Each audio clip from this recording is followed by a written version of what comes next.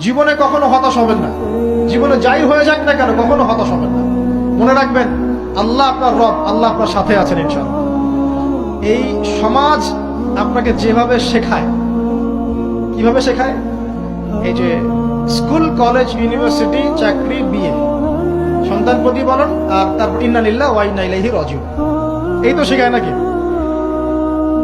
সবসময় মনে রাখবেন যে আল্লাহ রাব্বুল আলামিনের পরিকল্পনাই আপনার উপরে সবচেয়ে বেশি অগ্রাধিকার যোগ্য, সমাজের পরিকল্পনা নয়। পরিবার আপনাকে চাপ দিচ্ছে, চাকরি পাস না, পড়াশোনা করিস না, হ্যাঁ পড়াশোনায় কেন তুই 80 নম্বর পাইলি না, কেন চান্স পেলি না, কবে চাকরি পাবি, কবে আমাদেরকে দেখবি, খাওয়াবি, পড়াবি, এই যে চাপগুলো চারপাশ থেকে আসে কিনা?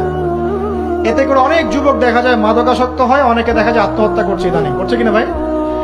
এই শব্দটা থেকে আমি এই পয়েন্টটা আজকে লিখেছিলাম যে ভুলেও আল্লাহর প্রতি বিশ্বাস এবং তাওয়াক্কুল হারাবেন না। সমাজ যেভাবে শেখায়, সমাজ চারপাশে যে চাপ আপনাকে দিচ্ছে, এই চাপে নিজে গা ভাসিয়ে দিবেন না। আপনি আল্লাহর কাছে দোয়া করবেন, আল্লাহর কাছে পথ চেয়ে নিবেন এবং আল্লাহর প্রতি তাওয়াক্কুল ভরসা করবেন। কখনো আত্মহত্যার পথ বেছে নিবেন।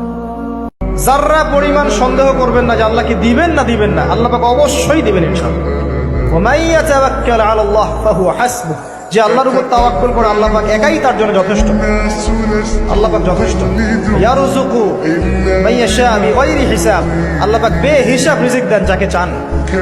মিন হাইসু লা ইয়াহতাসিব, এমন উৎস থেকে রিজিক দিবেন যে সে কল্পনা করে নাই।